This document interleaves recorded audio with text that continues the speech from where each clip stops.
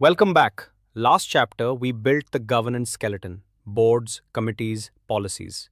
Now we make it operational. Because here's the uncomfortable pattern in AI incidents everywhere. The governance framework existed, the PowerPoint was beautiful. But when the model misbehaved, nobody actually owned it.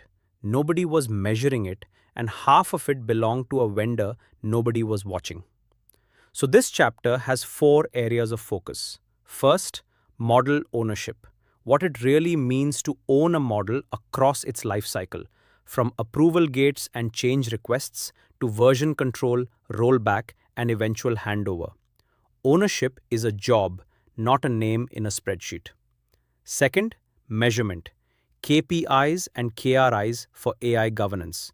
The dashboards that surface them, the escalation triggers wired to them, and how all of this should reach the board in a form the board can actually act on. Third, the outside world.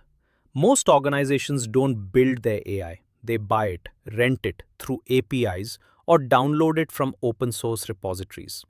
We'll cover vendor risk assessment, due diligence, contractual protections, supply chain vulnerabilities, and the ongoing monitoring that keeps vendors honest after the contract is signed.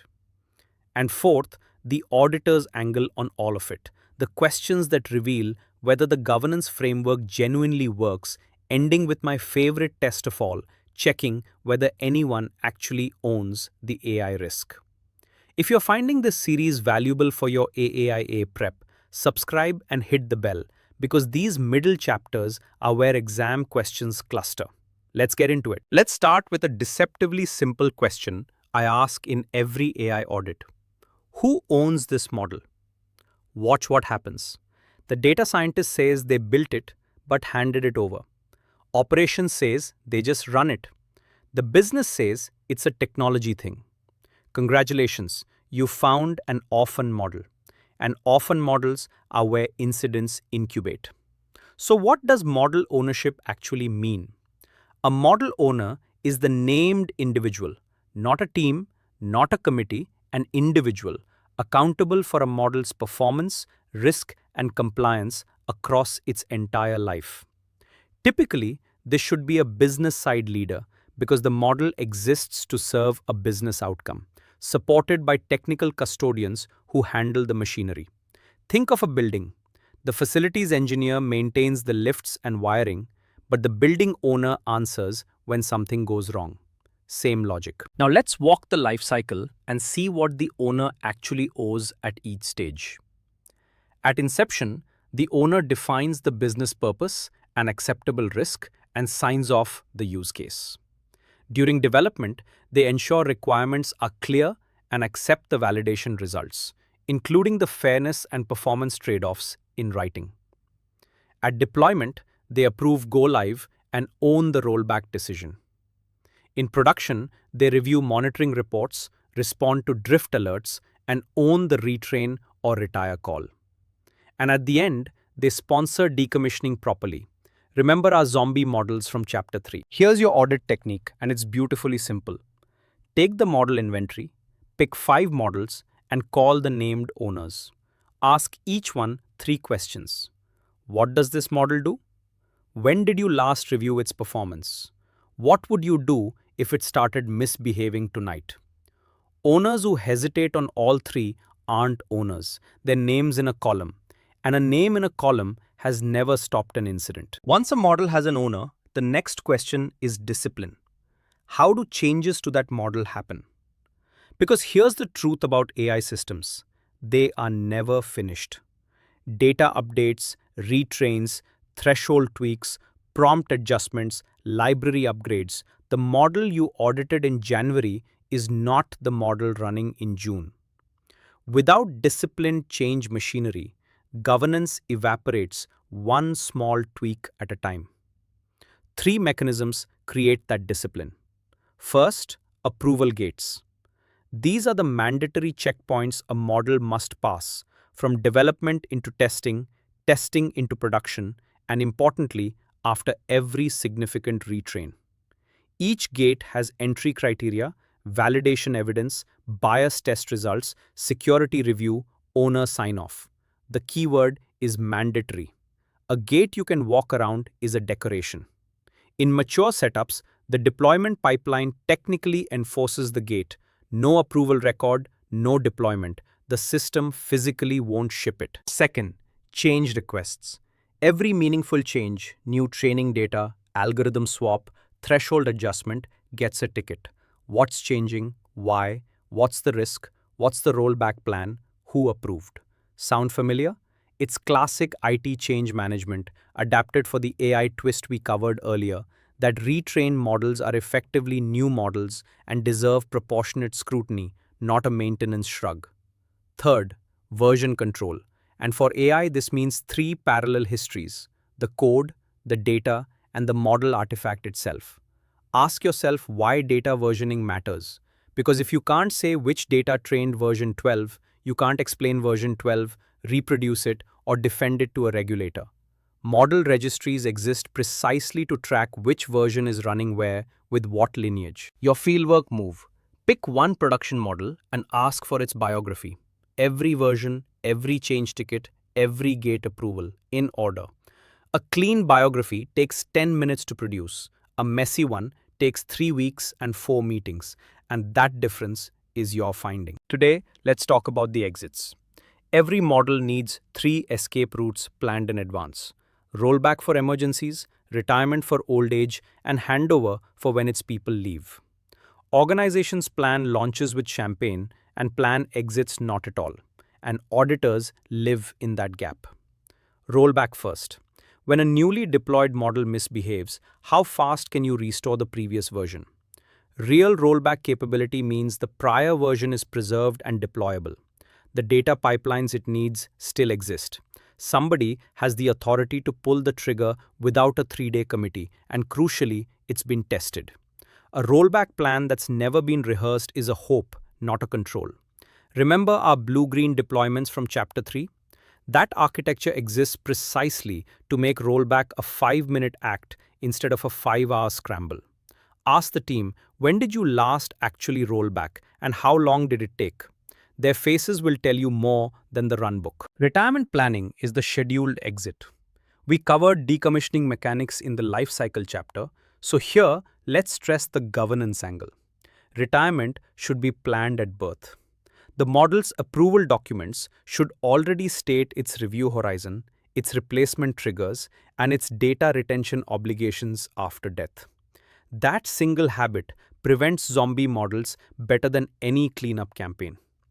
And then handover, the human exit. The data scientist who built the model resigns, the vendor contact changes, the owner gets promoted. If knowledge lives in heads, every departure is a small decommissioning of understanding.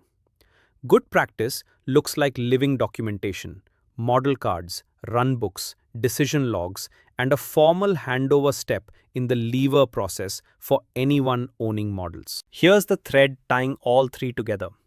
Exits are controls.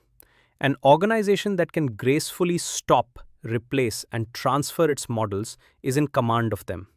One that can't is merely riding them and hoping. You can't govern what you don't measure.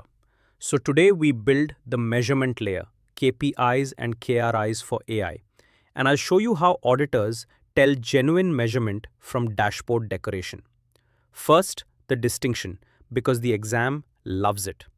A KPI, key performance indicator, measures how well something is achieving its objective. A KRI, key risk indicator, gives early warning that risk is rising before the damage lands. Think of driving. Your speed and fuel efficiency are KPIs, how well the journey is going. The engine temperature creeping up is a KRI. Nothing has failed yet, but something will if nobody responds. Governance needs both dials on the dashboard. What do these look like for AI? Performance side, model accuracy against agreed baselines. Business outcomes like approval turnaround or fraud losses prevented. Percentage of models with completed validations. Percentage of AI staff trained on the responsible AI policy.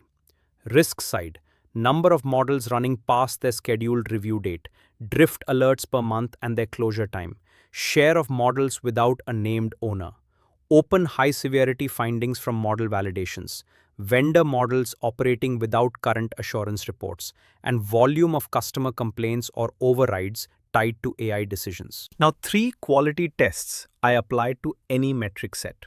1. Does each metric have a threshold and a named responder, or is it just a number floating on a slide? 2. Is anyone measuring the uncomfortable things, bias metrics, override rates, aged findings, or only the flattering ones? 3. Has any metric ever actually triggered action? Ask for one example where a KRI breached and something changed. Metrics that have never caused a decision aren't indicators, they're wallpaper. And wallpaper, as you know by now, is a finding. Metrics exist. Now, do they travel? Today's lesson is about the reporting pipeline, from the engineer's dashboard all the way to the boardroom, because information that doesn't reach a decision maker in time is just well-organized ignorance. Start at the operational layer, dashboards. Data science and MLOps teams should have live views of model health, accuracy trends, drift indicators, data quality, alert queues. When you audit, don't just admire the dashboard, interrogate its habits. Who looks at it? How often? And is that review evidenced? A dashboard nobody opens is a very expensive screensaver. Next, escalation triggers, the wiring between a bad number and a human decision. A trigger says, when this KRI crosses this line, this role is notified within this time frame and must respond according to this playbook. Precision matters here. Accuracy dropped below the agreed floor, page the model owner within the hour. Bias metric breached, freeze the model pending review by the governance committee. Vague triggers?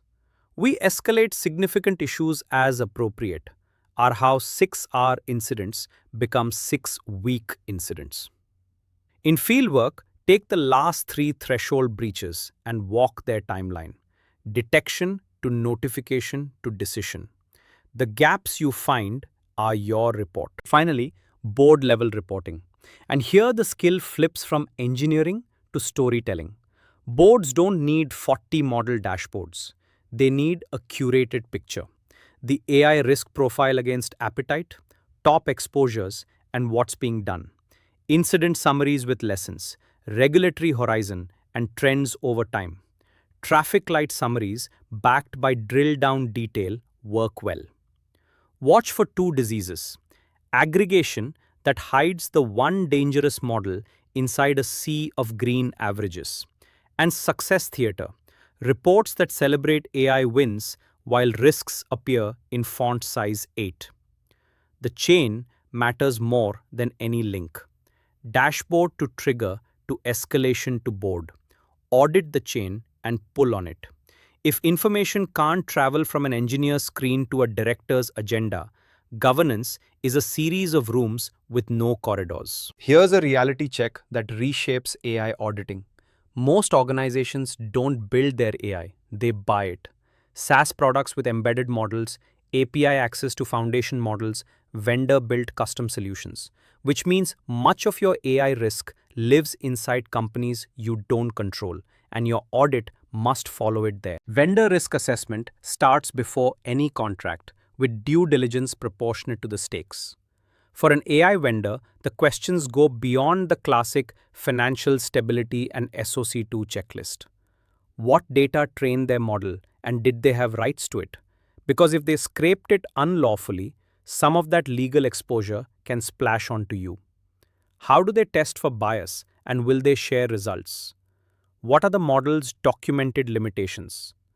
Where is your data processed? Does it get used to train their models for other customers, and can you opt out? What assurance can they offer?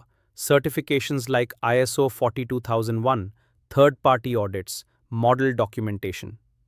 A vendor who treats these questions as trade secrets is telling you something important. Then, contractual protections, where promises become enforceable. The clauses that matter for AI include clear data ownership and usage limits, especially the no training on our data without consent clause. Performance commitments with measurable service levels. Notification duties. The vendor must tell you when they materially change or retrain the model. Because remember, a changed model is a new model, even when it arrives silently through an API. Audit rights, or more realistically, rights to receive independent assurance reports.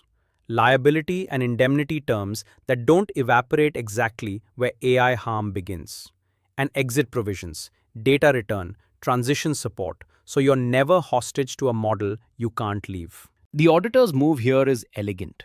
Take one critical AI vendor, put the due diligence file and the signed contract side by side, and check whether the risks identified before signing actually became protections after signing.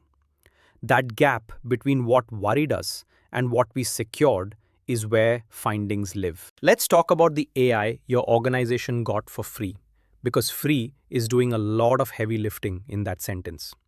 Open source models and components are everywhere, downloaded from public repositories, fine-tuned and deployed. Wonderful for innovation and a supply chain risk story that most vendor management programs completely miss. Because there's no vendor, nobody signed anything.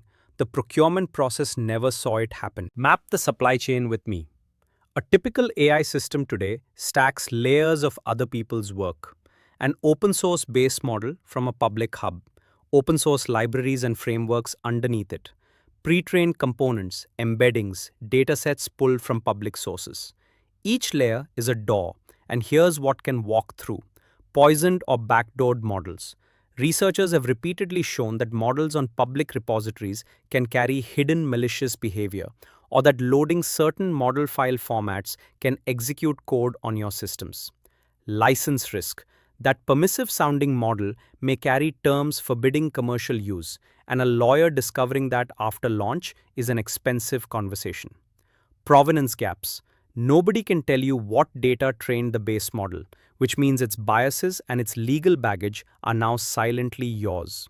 And plain abandonment. The maintainer stops patching, and your production system now depends on unmaintained code. Sound familiar? It should. This is the software supply chain lesson the industry learned painfully through incidents like Log4j, replayed with models instead of libraries. The controls rhyme too. An inventory of every model and AI component in use. Think of it as an AI bill of materials. An approval process before anything from a public hub touches production. Integrity verification of downloaded artifacts. License review. Vulnerability scanning that includes AI frameworks. And a named owner for each component, because open source doesn't mean often. Your opening audit question is disarmingly simple. Show me the list of open source models in production. If the answer is a pause and a promise to check, the supply chain is unmanaged and you found your headline. Due diligence done, contract signed, everyone relaxes. And that's exactly the mistake. A vendor assessment is a photograph, but vendor risk is a film. Today we cover the discipline of watching AI vendors continuously, because the vendor you assessed in January may be a different company running a different model by July. Why is ongoing monitoring especially critical for AI vendors? Because their product changes invisibly. A SaaS vendor upgrading their interface is obvious. An AI vendor retraining their model behind the same API is silent. Your inputs and outputs flow through the same pipe, but the brain on the other end has changed. Model versions get deprecated, terms of service get rewritten, and vendors themselves get acquired, sometimes by companies you'd never have approved. Without monitoring, your carefully negotiated risk position quietly rots. So what does a living vendor oversight program look like? A few core mechanisms. Scheduled reviews, quarterly or annual depending on criticality, where fresh assurance is collected, updated certifications, renewed SOC reports, current model documentation. Performance monitoring against contracted service levels with your own independent measurement, not just the vendor's self-reported scorecard. Trust but verify applies doubly when the vendor grades their own exam. Change notifications actually being received and triaged. Remember that contract clause. Now test whether it functions.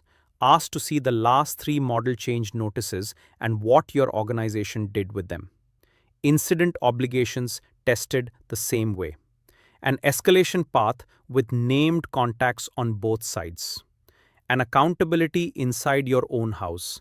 Every vendor needs an internal relationship owner because a vendor without an internal owner is an orphan model wearing a logo. Here's my favorite field test. Pick your most critical AI vendor and ask, what changed at this vendor in the last 12 months? And how do we know? An organization with real monitoring answers from its records. An organization without it answers from LinkedIn. The difference is your finding, and honestly, it's rarely a subtle one. We've spent 2 chapters building the governance picture: structures, roles, policies, ownership, metrics, vendors. Now let's flip fully into auditor mode and assemble the question set that tests whether a governance framework actually governs. Think of this lesson as your field kit. Start at the top. Can the board show me evidence of AI oversight, minutes, and approved risk appetite for AI, education sessions? Then, the committee layer. Does the AI governance body have a charter with real authority, and has it ever declined or conditioned an initiative? You already know why that question matters. Gates that always open are corridors. Then the inventory question, and I'd argue it's the single most revealing one. Show me the complete inventory of AI systems in use. Watch carefully. If producing it takes weeks, or 3 teams produce 3 different lists, governance is running blind. You cannot govern what you haven't counted. And probe the edges. Does the inventory capture shadow AI, the tools business units adopted on a credit card, and the models embedded inside purchase software? Next, trace one thread end to end. Pick a single high-risk model and follow it. Who approved it? Against which policy? Where's its risk assessment, its bias testing, its named owner, its monitoring dashboard, its last review? One deep vertical slice tells you more than 50 policy documents because frameworks fail in the connections, not the components. Then the uncomfortable questions. When did an escalation last reach senior management, and what happened? Which policies have been enforced? Show me a consequence. What did the organization decide not to do with AI? And finally, ask 3 different leaders who is accountable for AI risk. Then compare their answers. Consistency is governance. 3 different names is your executive summary writing itself. Carry this kit into any engagement and the framework will reveal itself. Not as it's drawn, but as it actually is. We end this chapter with the question underneath every other question, the one I promised you at the start. When everything is signed, chartered, dashboarded, and vendored, does anyone actually own the AI risk? Not administratively, genuinely. Because here's the pattern behind nearly every AI disaster you'll ever read about. Afterwards, the investigation finds committees, policies, and metrics, and no single human who felt the risk was theirs. Ownership diffusion is the disease. The data science team owns the model, but not the business outcome.